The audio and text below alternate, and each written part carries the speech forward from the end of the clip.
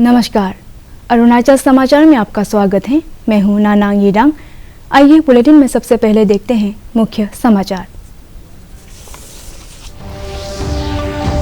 प्रधानमंत्री नरेंद्र मोदी ने नई दिल्ली में मुख्य सचिवों के राष्ट्रीय सम्मेलन की अध्यक्षता।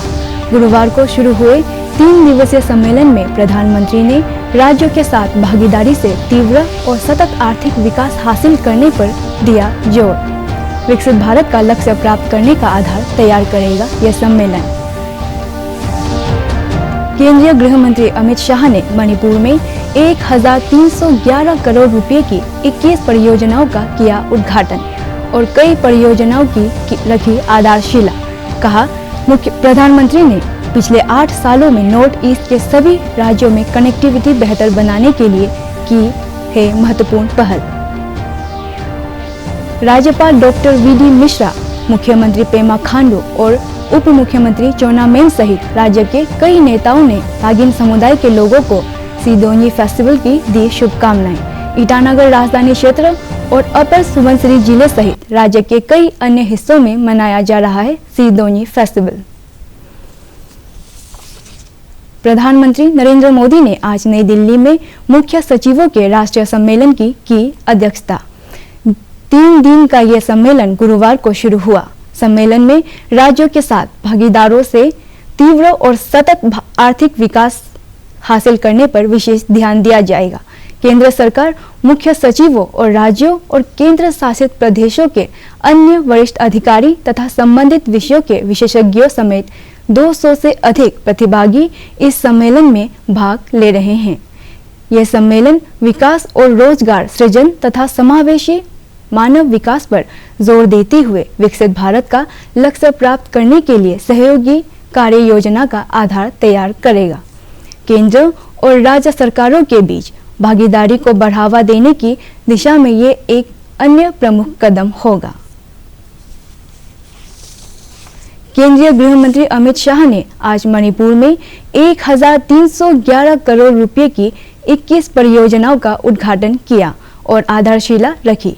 श्री शाह ने दोपहर बाद बिष्णुपुर जिले में जनसभा को संबोधित भी किया। इससे पहले उन्होंने पूर्वी इम्फाल में मोरजिंग पोलो परिसर पर दौरा किया और पोलो खिलाड़ी की 122 फीट ऊंची प्रतिमा का अनावरण किया।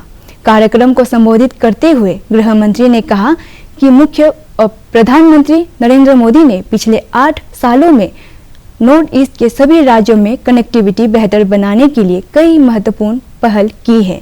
उन्होंने कहा कि अब नॉर्थ ईस्ट के सभी राज्यों की राजधानी रेल मार्ग से जुड़ चुकी है। नॉर्थ ईस्ट में नरेंद्र मोदी जी ने कनेक्टिविटी बढ़ाई, रोड से रेलवे की लिंक बढ़ रही है, एयर कनेक्टिविटी भी बढ़ रही है। हमारे पत्रकार मित्र कहते हैं कि मोदी जी ने उत्तर पूर्व को जोड़ने का काम किया, क्योंकि रोड बने, सभी राजधानियों तक 8 राजधानियों तक रेलवे पहुंचा रहे हैं, एयर कनेक्टिविटी भी बढ़ रही है। मगर ये बहुत छोटी बात है, ये तो रुपयों पैसों से होता है। मोदी जी ने दिल से दिल का रिश्ता जोड़ने का काम किया। हमारे नॉर्थ ईस्ट के भाइयों को मोदी जी ने अपनी संवेदनशीलता से, अपनी ताकतता से, अपने बड़े हृदय के साथ एहसास दिलाना है कि मेरा ये नॉर्थ ईस्ट महान हिंदुस्तान का, महान भारत का हिस्सा है और पूरा भारत नॉर्थ ईस्ट पर गर्व करता है। और नॉर्थ ईस्ट के अंदर एक जमाने में उग्रवाद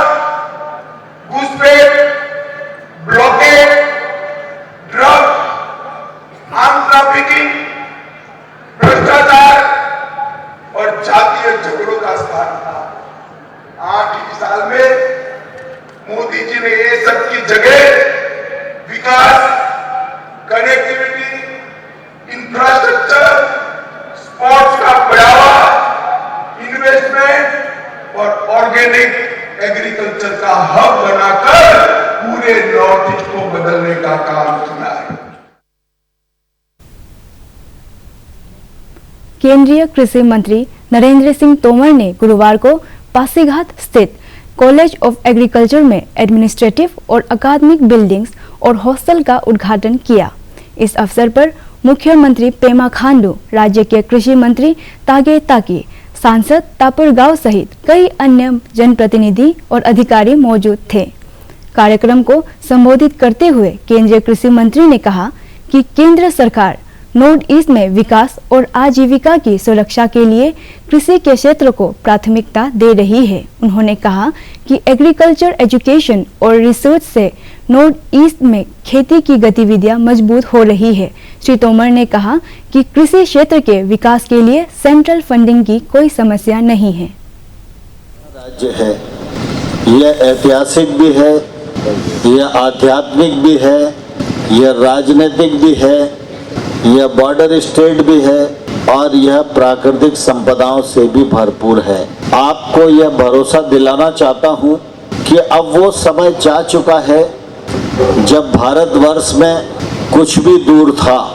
प्रधानमंत्री नरेंद्र मोदी जी के विजन के परिणाम स्वरूप कुछ ही समय में हम सब लोग यह एहसास करेंगे कि नॉर्थ ईस्ट का कोई भी हिस्सा दिल्ली से न तो अलग है न ही दिल्ली से दूर है।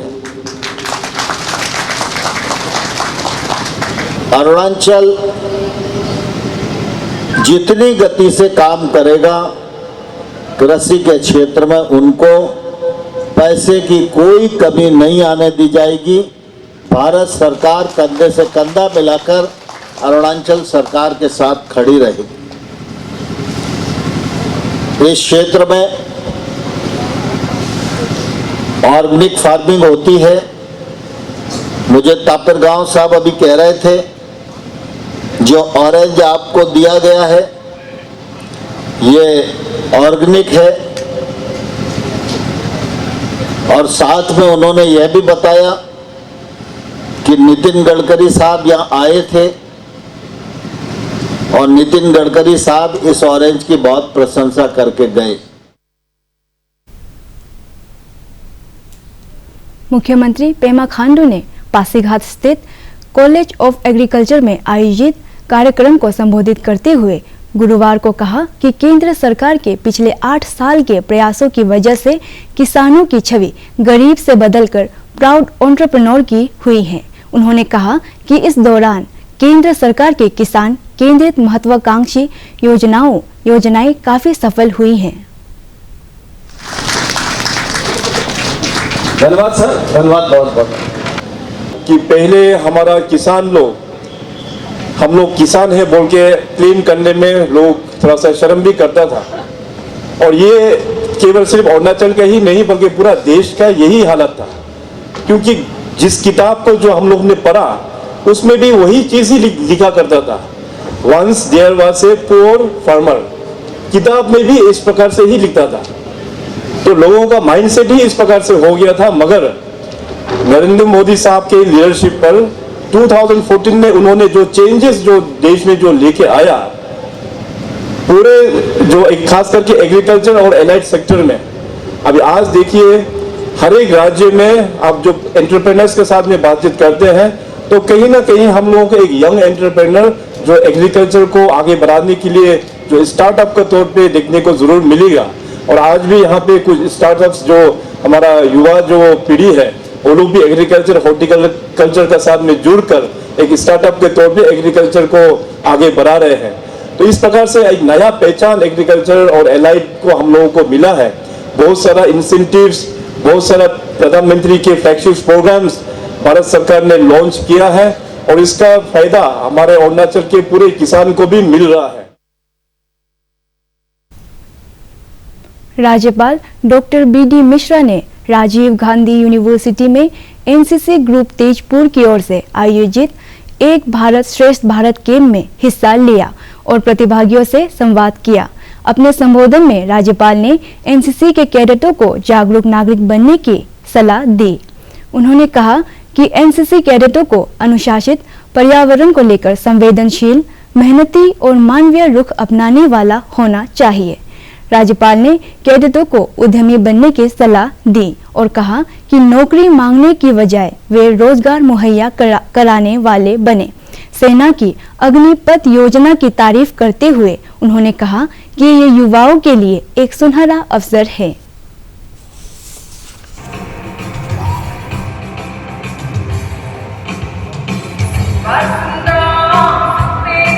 हमारे बच्चे घर से निकलते हैं, बाहर आते हैं पढ़ने के लिए, तो उनका एक हैंडीकैप घर से ही हो जाता है। हैंडीकैप क्या है? उनको पीछे खींचने का तरीका। वो क्या होता है? वो यह होता है कि माँ बाप, बड़ी बहन, बड़ा भाई, वो ये कहते हैं कि बेटा बेटी पढ़ने जा रहे हो, अच्छा पढ़ा से नौकरी मिले। तो क्या हुआ? लड़का यही घूमता रहता है, लड़की यही घूमती रहती है, नौकरी मिलना है भाई, नौकरी मिलना है भाई, नौकरी मिलना है। उससे पूरा इनिशिएटिव गर्व हो जाता है। जितना भी आपकी मात्रा है वो कुंठित हो जाती है। वास्तविकता क्या है? तथ्य क्या है? तथ्य यह है कि दुनिया में पॉपुलेशन बढ़ेगी। जब पॉपुलेशन बढ़ गया उसी प्रोपोर्शन में नौकरियां नहीं बढ़ेंगी। यहाँ तक कि जो स्कैंडिनेवियन कंट्रीज हैं, जैसे नॉर्वे, डेनमार्क, स्वीडन, फिनलैंड, जहाँ पर पॉपुलेशन का ग्रोथ नीचे हो रहा है, वहाँ पर भी सरकारी नौकरियां उतनी नहीं है जितने कि लोग हर साल वर्कफोर्स में आते हैं। तो होता क्या है कि अगर आप नौकरी के पीछे नौकरी नौकरी नौकरी, तो आपको एक डिसअपॉइंटमेंट मिलता है क्योंकि नौकरी नहीं मिली, सबको नहीं मिल सकती है। तो उस डिसअपॉइंटमेंट से आपकी जो कैपेबिलिटी है वो डबल टाइम कम हो।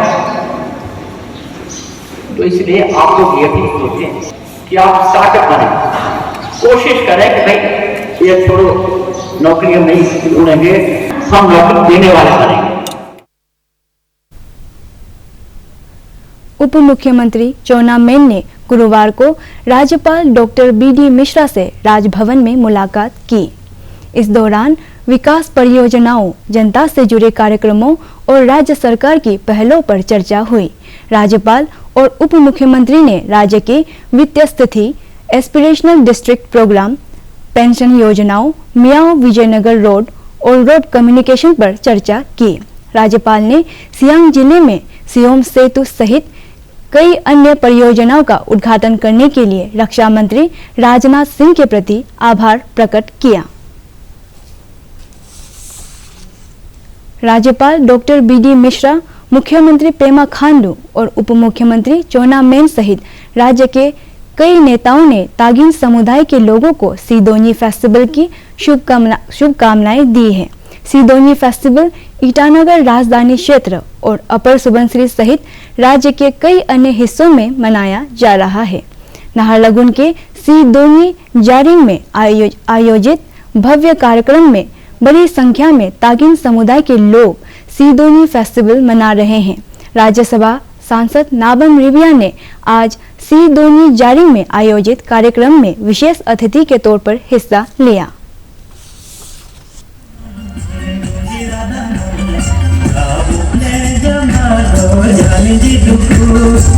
इस पवित्र दिन में आप सबों को बहुत बहुत हृदय से बधाई देता हूं और शुभकामनाएं देता हूं। हमारा जो यंग जनरेशन है, आज के हमारे जो बच्चे स्कूल कॉलेज में जो पढ़ते हैं, आप अपने संस्कृति को मजबूत से रखिए, रूट को मत भूलिए। समाज में अपना आइडेंटिटी के बिना आप कहीं दुनिया के किसी सामने जा नहीं पाओगे।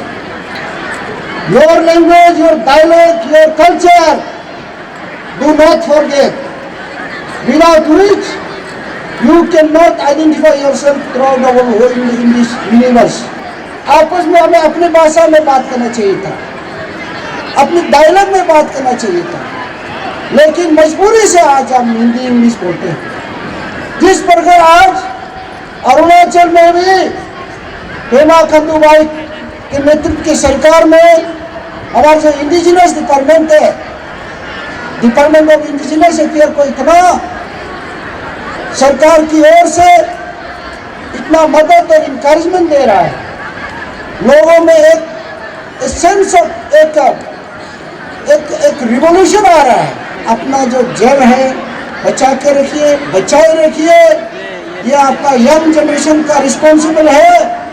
केवल हम लोग हाई फाई हिंदी इंग्लिश बोल के बोलने से नहीं होगा, अपने डायलॉग को अच्छे से बोलने सीखिए सब लोगों को। वेस्ट सियांग जिले के पायंग ब्लॉक में आने वाले गांवों में जल जीवन मिशन के तहत हर घर में नल के जरिए जल पहुंचाने से लोगों का जीवन आसान हुआ है। अब उन्हें हर दिन पेयजल सहित अन्य जरूरतों को पूरा करने के लिए दूर नहीं जाना पड़ता है और नल के जरिए नियमित तौर पर पानी की सुविधा मिल रही है। हम लोग का घर में पानी आ गया, उसके बाद सफा पानी आता है, इस कारण से हम लोग का बीमार भी कम हो गया ना, ये सफा पानी आने का कारण से बहुत अच्छा लगा है। जेजेम जो आए हैं तो हम लोग का घर में पानी आ गया। थैंक यू जेजेम को। पहले ज़माना में हम तो आधी शादी हुआ, फिर भी हम दूसरा सुने ना, हम लोग का ये बचपन में बहुत तकलीफ था। पानी भी पूरा दूर दूर से बर्तन में पूरा बुकता था ना, और पाइप भी नहीं था, पूरा बम्बू से हम से बुकता था, और नाला का पानी पीने का वजह से बहुत बीमार भी हमें मलेरिया ऐसे क्या क्या टाइफाइड ऐसे बहुत होता था ना। अभी जब से जेजेम आया, घर घर में पूरा पानी आ गया, और पाइप भी नहीं होने से अपना स्टॉक करके रखते हैं ना जेजेम का एरिया से। जब से जेजेम आया हम लोग बहुत हेल्प मिला है। हम लोग अभी तो ये बर्तन थाली को भी घर में धुलाते हैं और साफ पानी पीने देते हैं ना, इसके लिए सबको थैंक यू ना जेजेम डिपार्टमेंट को थैंक यू। मतलब कुल्फी पानी आ रहा है, मतलब पहले तो पानी नहीं आ रहा था, हम दूर से मतलब पानी को बर्तन ताल लेके दूर में बर्तन ताल धुला तो बहुत तकलीफ होता था। आजकल जेजेम का द्वारा से अभी पानी कुल्फी लम्बा हम लोग का विलेज में आ गया ना, तो प्रॉब्लम नहीं हो रहा है, बेमल नजर भी तकलीफ नहीं हो रहा है ना, इसका पीछे नाले धोने में भी तकलीफ नहीं हो रहा है। इसलिए हम जेजेएम को, हम डिपार्टमेंट को भी थैंक यू। तवांग के जिला उपायुक्त KM दामो की अध्यक्षता में आज कोविड-19 से निपटने की तैयारियों को लेकर एक कोऑर्डिनेशन मीटिंग हुई। इस मीटिंग में टीकाकरण संबंधी जिला टास्क फोर्स के अधिकारियों ने हिस्सा लिया और कोविड को लेकर पिछले दिनों हुई मॉक ड्रिल की समीक्षा की। बैठक में जिला उपायुक्त श्री दामो ने कहा कि हमें लोगों को और जागरूक करने की जरूरत है ताकि वे प्रिकॉशन के तौर पर कोविड वैक्सीन लें।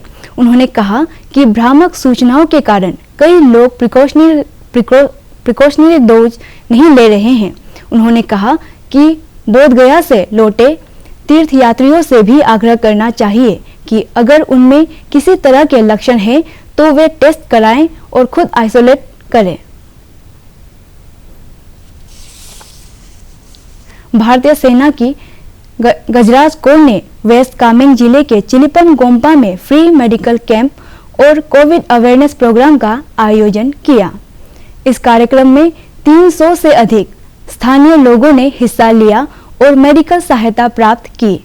कार्यक्रम में शामिल हुए लोगों ने कोविड-19 के खतरों के प्रति जागरूक किया गया।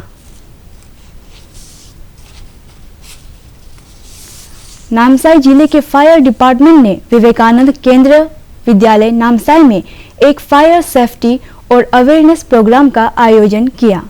इस कार्यक्रम से स्कूली छात्रों और शिक्षकों को फायदा होगा और वे आग के जोखिमों और उसमें बचाव के तौर तरीकों को लेकर ज्यादा जागरूक होंगे। आग लगने की स्थिति में वे परिस्थिति का प्रभावी तरीके से सामना कर सकेंगे।